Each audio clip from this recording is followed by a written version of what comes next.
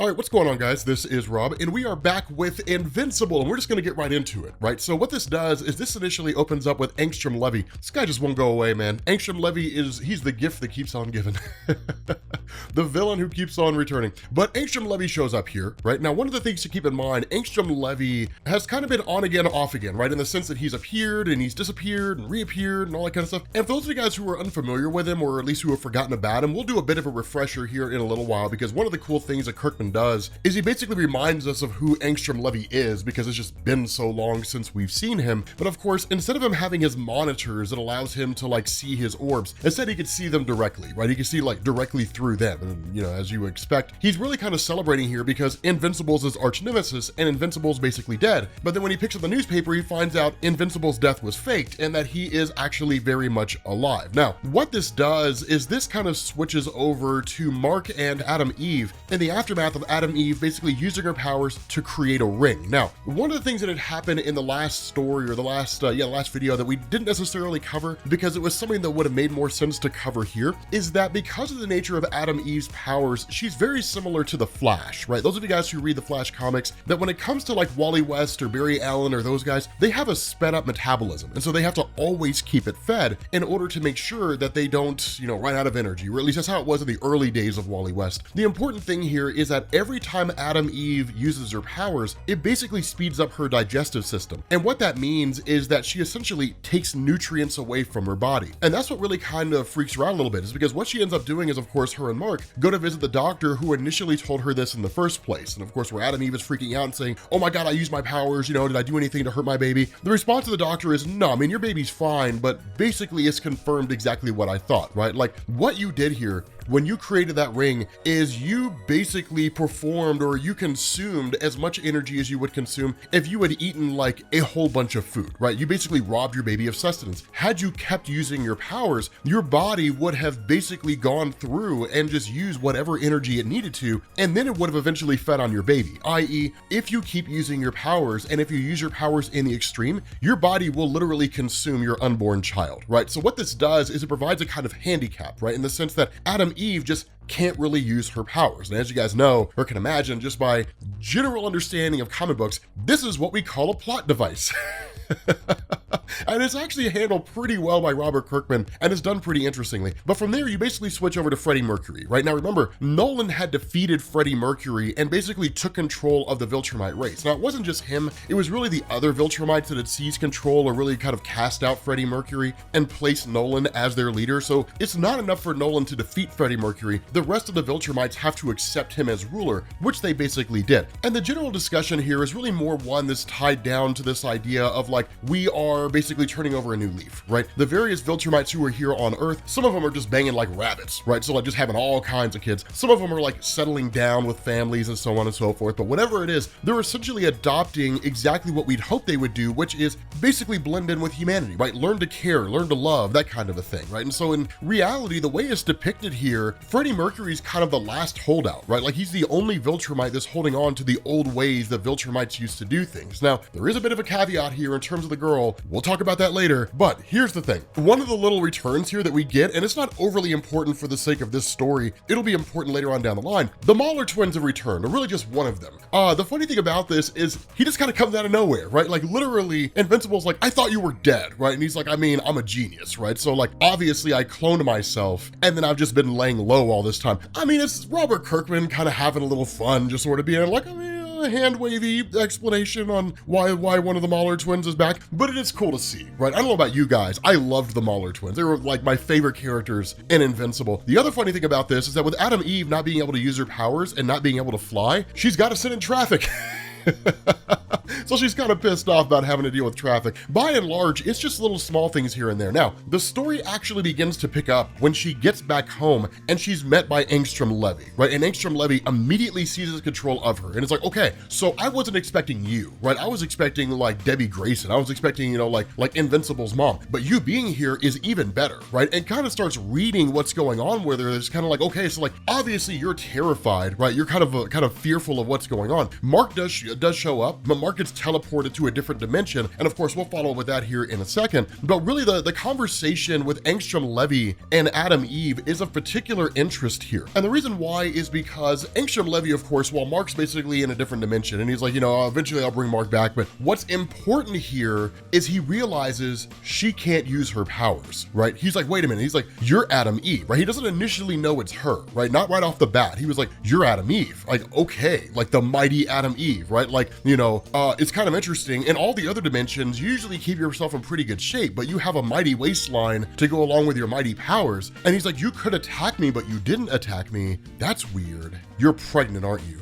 Right? And that's where he kind of figures out she can't use her powers, because if she does, it'll basically kill her kid. Now, the way he knows this is because of his observations of Adam Eve across the entirety of the multiverse. And that's the cool thing here, right? This is why this little segment is so important, because he says, you know, it's kind of interesting looking at different versions of Invincible. You and Mark are wildly intertwined throughout the entirety of the multiverse, right? All these different versions of Mark out there, there's a lot of evil versions out there, right? There are precious few versions of Mark that become a good guy, but the motivations for why Mark becomes evil are the most intriguing. Sometimes it's because his father took him from Earth and raised him out in the Viltrumite Empire, and then they eventually returned and conquered the world. Sometimes it was because of some other circumstance, right? He was just a dick as a kid and just never stopped being a dick, and then ultimately grew into a villain. He's like, but more often than not, what ends up happening is that in that reality, you die. And when that happens, Mark snaps, and then he basically just ends up becoming a bad guy. It's always that way. Like almost every single time, that always ends up happening. And in fact, he actually comments on one circumstance and saying, like, there was one particular universe where the Lizard League was a lot more dangerous there than they were here, and they came after you and Mark. And it was only really one of two circumstances that could be chosen. Either you could fight them without your powers, or you could use your powers and kill your unborn baby. And you were so confident that you could defeat them without your powers that you died. And it took your unborn baby with them, and then Mark snapped, right? Mark lost it. And so that's kind of the funny thing is he's like, you're safe, you know, until Mark gets back, because Mark is the person that I'm after. But that's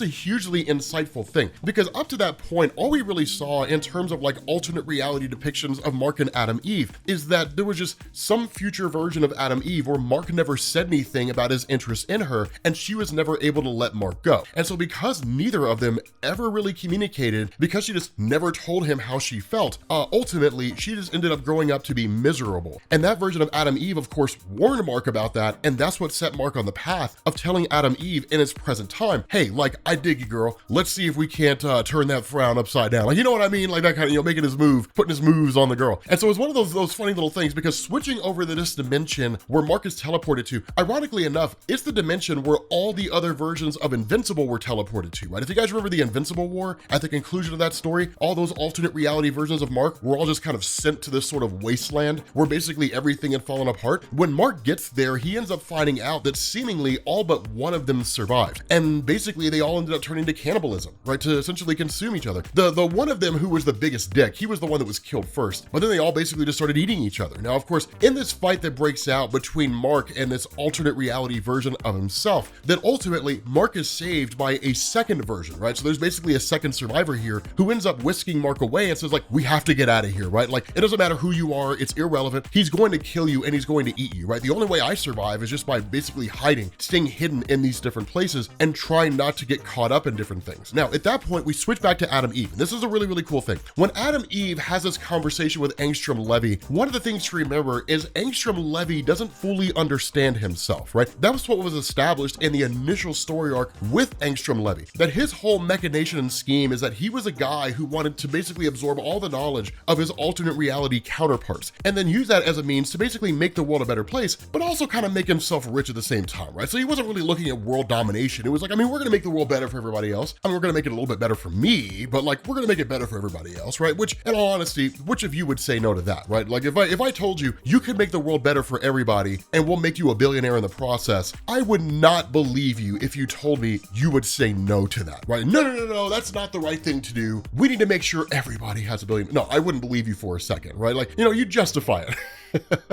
But one of the funny things is that in that battle that had taken place, right, like when essentially Mark had shown up, that Angstrom Levy had summoned like all these different versions of the Mauler twins from across the multiverse, and a great big huge calamity took place. But realizing basically the error of his ways, Angstrom Levy pulled himself out of the machine, and in doing so caused a great big huge explosion and basically scrambled himself, right, like scrambled his own memories. So what he has going on up there in his old noggin is really a combination of memories from different versions of himself. So he doesn't really remember things as they actually unfolded. Instead, he just remembers things based on how he believes they unfolded. It's kind of interesting, right? It's like nostalgia. Just because we remember things being a certain way doesn't mean they were that way. That's just how we remember them being, right? That we as people, our memories are not really reliable, right? I mean, it doesn't really work that way, right? We have a tendency to kind of skew how it is that we recall things. And so Eve calls him out on that, right? She's like, I mean, look, here's the thing you need to know. What you recall, it's nothing like what happened, right? Like you literally did this to yourself. So here's the question. While you're like running around being pissed off and chasing after Mark, one of the things that I've learned in this life is there have been ample times where I could seek out revenge, but I've chose not to. I'm just gonna live my life, right? Like either you can live your life consumed by anger and basically going nowhere, right? You'll ultimately end up one step ahead of where you are right now, or you can move on, right? Like you can be a Redditor and just be pissed off at the world, or you can be a person who gets their life together and actually fixes their life, right? Which one do you want to be? And so it's one of those interesting things where ultimately she's like, imagine what you could do with this world if you were a person who actually did something with your life, who took all this knowledge that you have, all this gigantic skill set and this drive and desire to kill Mark and channeled it into something productive. Imagine what you could achieve. You know, he's kind of like, I mean, I could be a Redditor and just blame the world for my problems, or I could be somebody who could actually fix my life, right? And so it's really him just kind of turning over a new leaf and becoming somebody better, right? Which is kind of interesting that it was Eve who was the one that was able to get him to do that. Now, following that, of course, switching over to this alternate dimension, basically this, you know, this mohawk Mark is we're gonna call him mohawk Mark. He basically ends up beating to death the cannibal Mark, right? And so it's just him and Invincible. That's basically it. At that point, Angstrom Levy opens a portal that normal Mark, right, good Mark, basically flies through it. And then when he shows up there, his initial response, of course, is to attack Angstrom Levy. But before he could do anything, mohawk Mark comes racing in and then immediately starts pummeling the guy. Now, of course, good Mark basically offers some measure of a distraction, which allows Angstrom Levy to get the upper hand for a brief moment. And then Angstrom Levy's like, everybody stop, right? Like, here's the thing, right? I've had this conversation with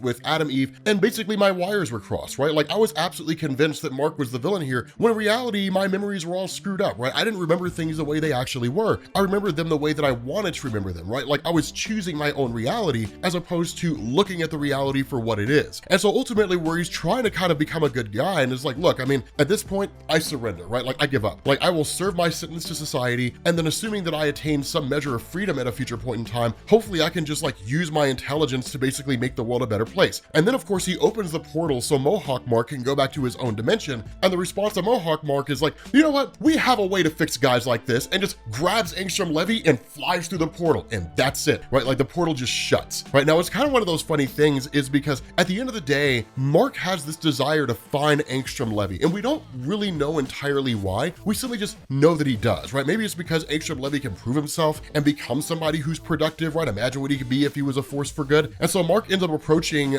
Rex, right? Rex Robot, and it's just kind of like, I need you to basically create a portal that will allow me to find Angstrom Levy, right? To access him and then to basically find a way to bring him in, right? To essentially find a way to bring this guy back so we could do something with him. Now, there is a bit of an important thing that also goes on here, and I do want to discuss this. It's the fate of Freddie Mercury, right? So switching back over to Nolan, where he's talking with like the rest of the Viltrumites and then basically talking to Freddie Mercury. The funny thing is that Freddie Mercury had constantly told him, you should kill me, right? Not because I'm gonna like kill you myself. I mean, he would if he got an opportunity to, but his response is like, what you're doing here is cute and it's nice and everything, but the reality is that Viltrumites will not follow weakness. All that's going to happen here, it could be a century, right? It could be even longer than that. It could be less time than that. Something will happen, and this weakness that you have will come to bear, and the Viltrumites will hate you for it, and they will come back to me. They will kill you, and they will come back to me, and I will be their leader. Now, the whole response of Nolan at that point in time is, no, right? Things are different now. Like, they are making a better life for themselves. I have a better life for myself. You're the last holdout. And so here, basically at this point where Freddie Mercury is being sentenced, that Nolan does not really sentence him to death, right? He's just kind of like, we're literally just going to sentence you to life. Your fate is to basically watch your people grow beyond you, to become better than you. And so he actually ends up freeing him and is like, your sentence is to be exiled, right? Find some dark corner of the universe away from the coalition of worlds, away from Earth or something like that, and live out the rest of your days, right? Stay away. If you come back, we will kill you. If you go to the coalition of worlds, they will kill you, because I will tell them that you have been exiled, right? Like, you have no allies out here in the universe. There's no one here who's watching you, no one keeping an eye on you or anything like that. You're on your own, right? So if you screw up bad enough, everybody will kill you. And so it's kind of a crazy thing here, is because from that point, what you end up doing is basically switching over to the return of Battle Beast. And I know a lot of you guys loved Battle Beast, right? A lot of you guys absolutely loved this guy. And it makes sense. Battle Beast was pretty legit, right? This guy was pretty hardcore. He's certainly just a fan favorite, right? The guy's just like died in the wool conflict, right? Just fighting and all that kind of stuff. The funny thing is that he's actually freeing a world under the protection of the coalition of worlds from like an imposing threat, right? From some other threat out there. I mean, we don't really get to see the full extent of the battle. We just kind of pick up with Battle Beast just destroying these guys, and it's just kind of crazy. And so one of the things that goes on is that with him basically being saved, of course, or at least saving this world, he's basically approached by a member of the coalition who's like, look, like Alan the alien wants you, right? He needs you to come back. And so like this super hot alien chick is like, you saved our world, Battle Beast, right? You know, we can never truly repay you for everything you've done, but I'm pretty sure I can repay you. Bow chicka bow wow. And she's like, take me away from here. And he's like, okay. So like we all know that Battle Beast is like, yeah. So it's one of those cool little moments, right? Nothing too major here, right? Nothing huge, but it's a cool little moment with regard to, with regards to the return of Battle Beast. And so one of the things that goes on is that Alan the alien, the reason why Battle Beast has been brought back here is because where he shows up to Alan the alien, he's like, look, I mean, there's no glory here. There's no battle here. Like, surely you're not calling me back here for nothing. And the response of Alan is, no, we're not calling you back for nothing. We're calling you back for something, right? Former Grand Regent Freddie Mercury of the Viltrum Empire has been exiled, right? This guy, no matter what Omni-Man Nolan believes, this guy is a credible threat to the universe. So I want you to find him, right? To hunt him down, and I want you to kill him. I want you to kill Grand Admiral Thragg. At that point, you switch back over to Monster Girl, and Monster Girl basically goes to visit her son. Now, again, for those of you guys who are a little baffled as to why it is that why her son refers to her as father, this again ties into the kind of history of Monster Girl and Rex that we had covered in a previous video, right? That one of the things that had happened is that if you guys recall the Flaxen race, those guys had constantly invaded Earth. Like, we'd seen it happen multiple times, and they were doing it for the purpose of like basically taking over the world and then using Earth's resources, right? Humanity as a labor force, different things like that. And so Monster Girl and Rex had basically entered the portal and then essentially conquered the entirety of the Flaxen race. And then in turn, things got pretty bleak, right? That Rex had basically pushed Monster Girl away due to a series of different things that had happened, right? Like emotionally pushed her away. She turned into the actual monster version of herself and then ran off with another alien, basically banged, and then that's where her son came from, right? Now the son ultimately ended up leading an invasion of the Flaxen race onto Earth, and of course was ultimately defeated and now is being kept prisoner. The funny thing is that that Monster Girl had no idea that Rex had actually ordered her son to be hunted down and to be executed, right? To be killed along with any other members of the Flaxen royal family, right? She didn't know that Robot had done that. And so because of that, when she's told by her son, I was being hunted down all the time because of like Robot, Monster Girl denies it. She's like, no, there's no way that's true, right? Like there's no way he'd be capable of something like that. You're just here, or you're just saying this because you're angry and you just want to lash out and like you want to hurt us and you want to hurt him. And so the response of her son is, okay, who are we talking about here? The man who conquered the Flaxen world, enslaved the Zaxel royals, and then ruled my home with an iron fist, who drove you to rebel, drove you into my mother's arms, and then you in turn helped to overthrow him, or this innocent man that you've fallen in love with all over again, right? Love conquers all, like that kind of a thing. And like, obviously the proof is in the pudding, right? And so again, that's where she's like, no, like none of that's true. This conversation's over, and then just basically leaves. But the seeds have been planted, right? That little thought, that little nugget, right? That seed in the back of her head is gonna grow. It's just gonna consistently grow over and over and over again, and it isn't really gonna go anywhere. And so what ends up happening here is that where you end up having, kind of picking back up with the Grayson home, that Mark is met with really with a call from Robot, who's like, I've managed to find a way to work this portal, right? I've basically managed to find a way to get us to where Angstrom Levy is going to be, to this alternate universe, and Mark goes on the mission with him. Now, of course, Adam Eve's pissed off about it, right? She's like, I mean, it's time to let this go, right? Let Angstrom Levy go, like whatever. He's gonna be stuck there forever. Who cares, right? And at the end of the day, Mark's like, no, like I need to know that like you're protected, our baby's protected. I need to know that like you guys are safe, right? Like I need to know what's going on. Because in reality, Mark will always kind of see Angstrom Levy as a threat. Until the actions of Angstrom Levy prove that he's a good guy, Mark always sees him as a guy that'll come back, right? That Angstrom Levy's in some alternate reality, and maybe because of everything that's going on, he'll come back blaming Mark and be like, we have to attack again, right? So keeping his family safe, it just makes good sense. And so once this portal's open by Rex and by Mark, and they pass through, they get back on this world, they're of course met by this world's arrival of basically Conquest. And that's kind of the crazy thing, because remember, Conquest was a Viltrumite that basically Mark had killed, right? It took him a little while to do it, but he had basically defeated this guy, right? Killed this guy. But one of the things to keep in mind, that Mohawk Mark comes from a world where the Viltrumites had conquered Earth, right? Where Earth had basically been taken over by the Viltrumite race. And like, that was basically it. And so once they all really bring Mark and Robot directly to Mohawk Mark, that they're kind of like, okay, this guy seems like a credible threat, or both of these guys do. Mohawk Mark is like, no, they're cool, right? These guys are cool. Like everything's awesome, right? Like this guy, you know, he basically saved me and everything's copacetic, right? Don't worry about it. You guys go about, do your own thing, right? And everything's cool. And so Mark's like, okay, so what's going on with Angstrom Levy, right? Like what's going on with this guy? And so what had happened here is that when Angstrom Levy had originally contacted these alternate reality versions of Mark, specifically this guy, that Angstrom Levy had made the promise that if they were to defeat Invincible or destroy that world where they had been brought to, right? The main Invincible universe, that Angstrom Levy would help them expand their empires into other dimensions, right? So they would rule entire universes. But when Angstrom Levy was brought here, right, in this particular video, that he refused to do the same thing, right? Because he had found some newfound responsibility or something like that. And so ultimately, he's basically been taken by the scientists under the control of the Viltrumites. He's being dissected. I mean, this guy's basically being tortured, right? He's being kept alive, but I wouldn't say this is any measure of survival at all. The guy's basically just better off dead, right? But they're trying to access the information inside of his mind and use that knowledge to their own ends. And so that's what's so crazy, is because this version of Mark is basically displaying a kind of ruthlessness, just callous ruthlessness, whatever it takes to get what he needs. And Robot is basically watching all of this. Now, the other thing about this, and really the most damning thing, is that Mohawk Mark basically says, like we all talk to each other. Like when we were locked in that dimension, we all talked to each other, before we started eating each other anyway. We talked about what it is that turned us. And one of the things that we learned is that there were so few of us that actually ended up being good guys, that you basically seem like one of the very few versions of us from across the multiverse that basically became a hero. And so what ends up happening is Robot actually activates this kind of device that basically exists in the minds of seemingly all of them, right? Basically disrupts their inner ear function in the same way that Dinosaurus did. The reason why Robot does this, of course, he basically kills all the scientists, and then he shoots a bomb into the brain, or at least into the mouth of Mohawk Mark, and then basically destroys him from the inside out. And the reason why he does this, when Mark asks him, like, why are you doing this? He's like, hold on, like I need to take care of something first. And then he kills Angstrom Levy, right? Like literally it's a bloodbath. He kills like everybody here. And that good Mark is basically the only one left alive. And Robot says, after being here and after seeing what you could potentially become, the reality is that you're too much of a threat. But more so than that, what Rex seems to be doing is working behind the scenes to essentially conquer the world, right? He's like, I'm going to conquer this place and I'm going to bring peace to the world, whether it wants it or not. Seeing what you become, seeing what you're capable of, the kind of ruthlessness, it's not that I'm concerned about you killing humanity or anything like that.